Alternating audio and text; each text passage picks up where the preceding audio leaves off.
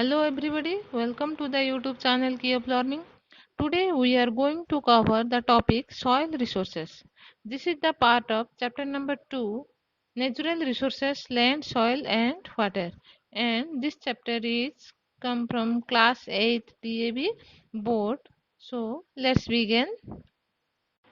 A large part of the earth's land surface is covered with soil.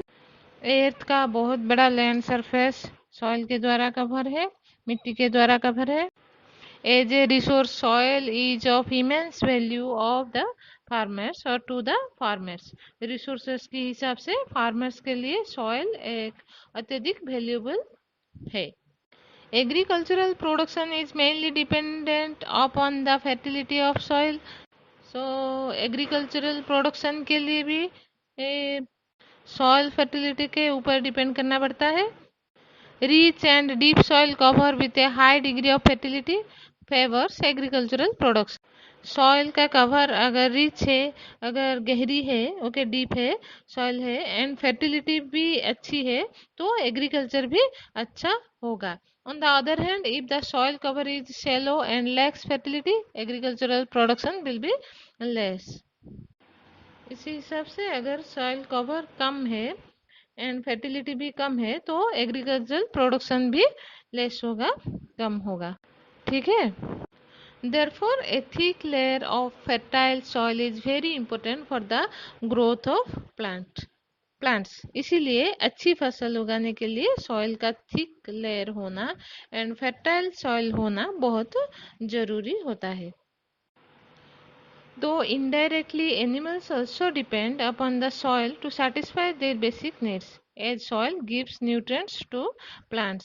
तो animals भी indirectly soil के ऊपर ही depend करते हैं अपनी बेसिक नीड्स को सेटिस्फाई करने के लिए. कैसे?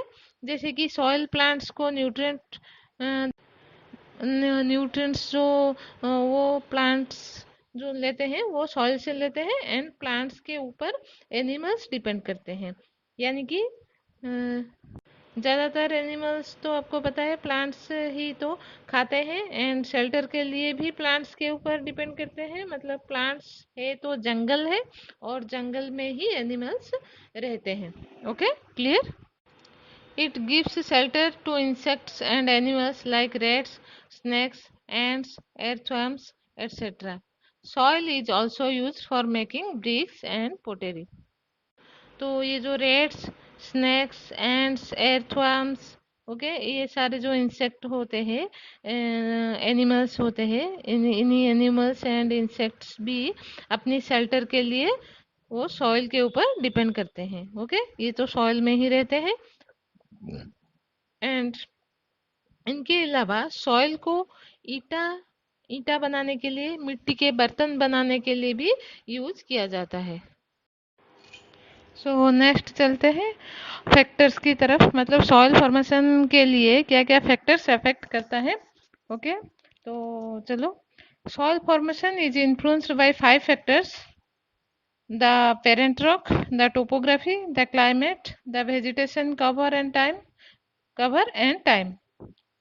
सो सॉइल फॉर्मेशन के लिए 5 फैक्टर के ऊपर उसे डिपेंड करना पड़ता है. ओके, वो है पेरेंट रॉक, नेक्स्ट आता है टोपोग्राफी, देन आता है climate and then vegetation cover and last में है टाइम. तो let us study each one of them. First है parent rock. Okay, the original rock from which soil is formed by the process of weathering is known as the parent rock. For example, the black soil of India is derived from the lava rock. तो original rocks को ही parent rock कहते हैं. Original rock से एक weathering process होके जिसे soil बनती है उसको हम पेरेंट्स रॉक्स कहते हैं.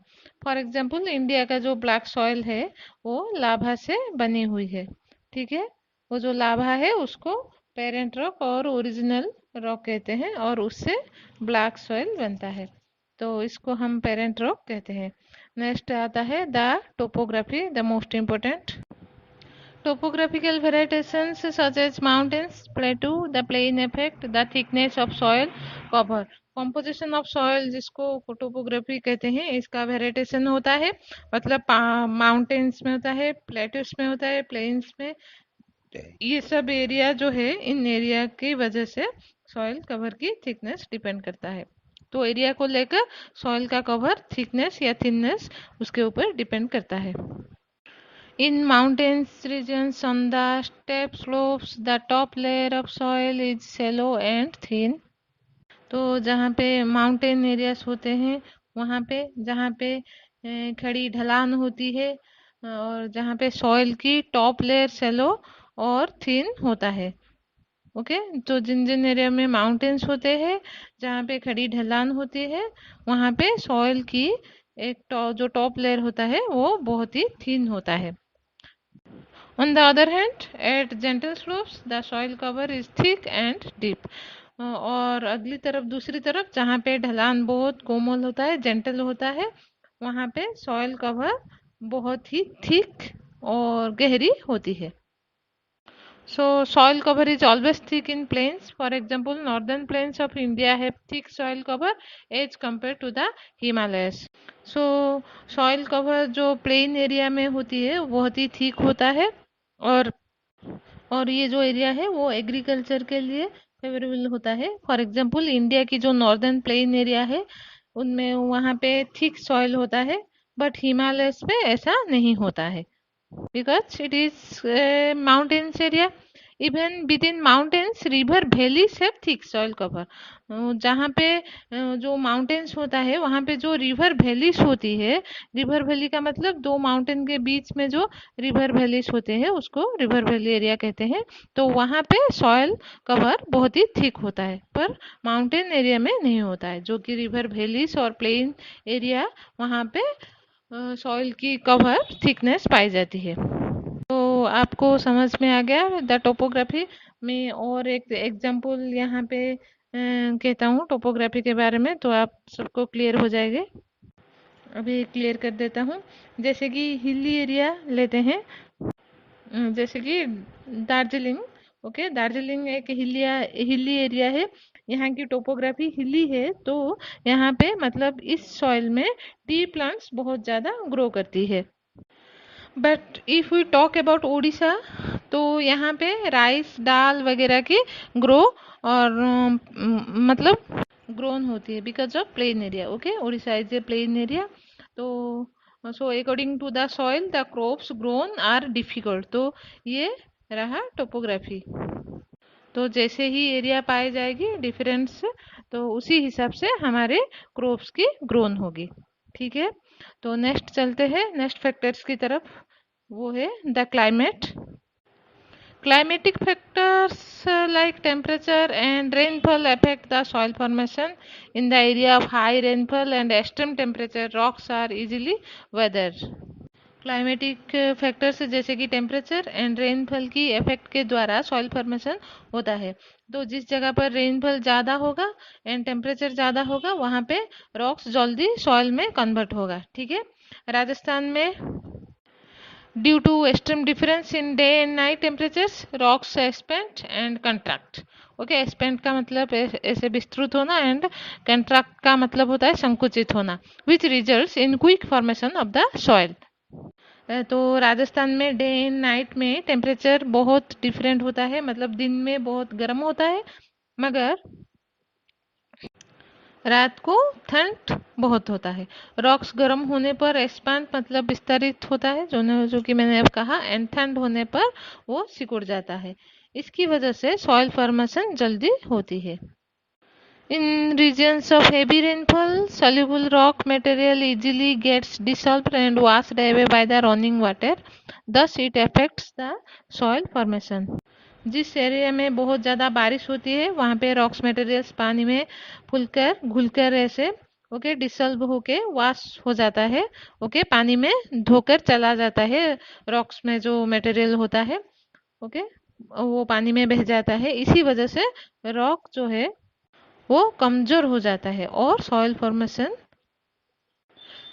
के लिए बेनिफिट होता है। ओके, ये रहा the climatic factors. Okay, next factor है the vegetation cover. At times, plants grow in the cracks existing in a rock. तो कभी कभी रॉक में जो क्रैक होता है वहाँ पे प्लांट्स उग जाते हैं. With time roots of these plants start penetrating in the cracks and make them wider. तो समय के चलते इस प्लांट्स की रूट्स क्रैक्स को बढ़ा देता है एंड वाइड कर देता है.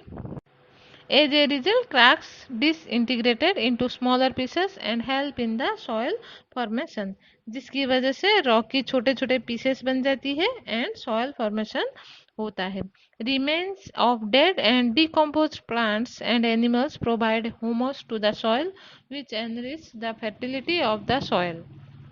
तो dead and decompose plant and animals होते हैं सॉइल को, वो ह्यूमस प्रोवाइड करते हैं. Okay.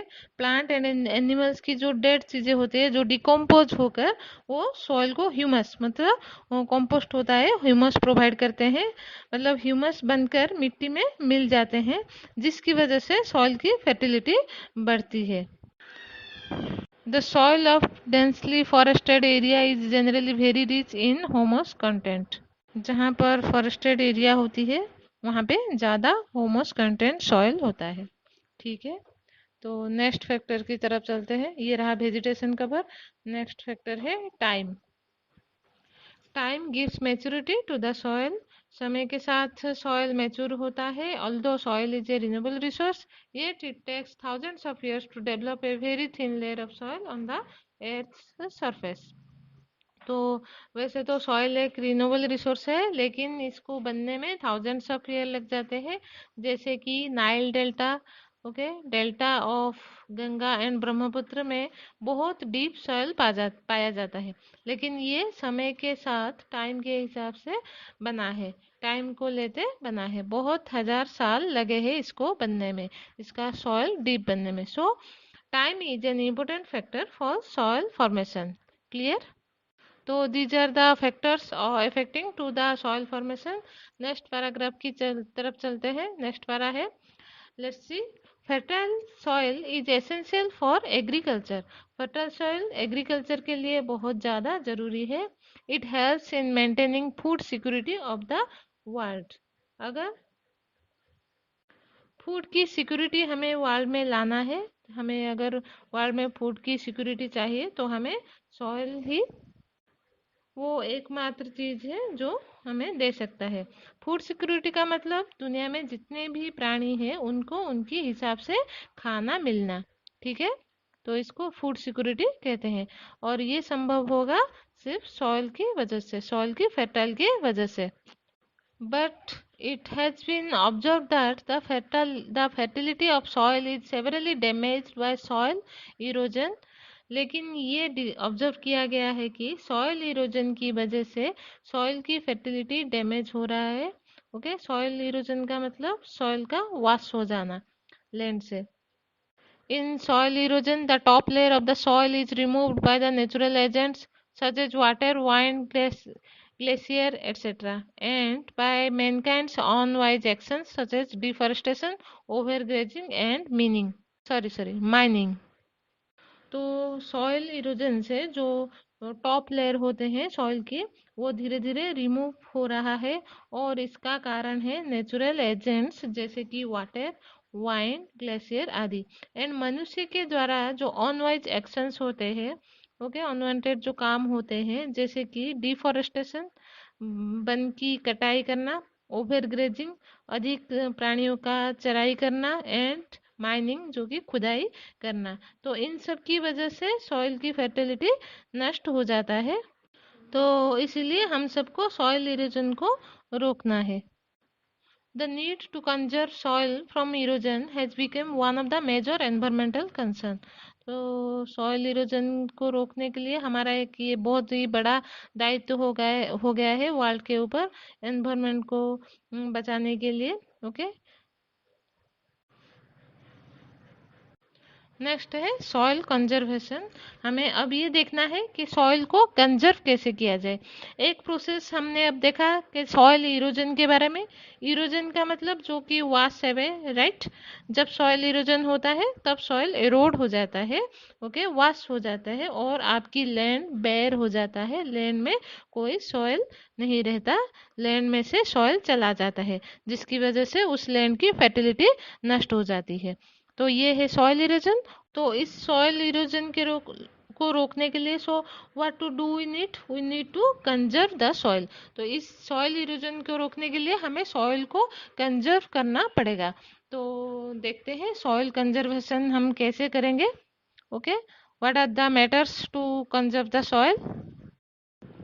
Soil conservation means preventation of soil from being eroded.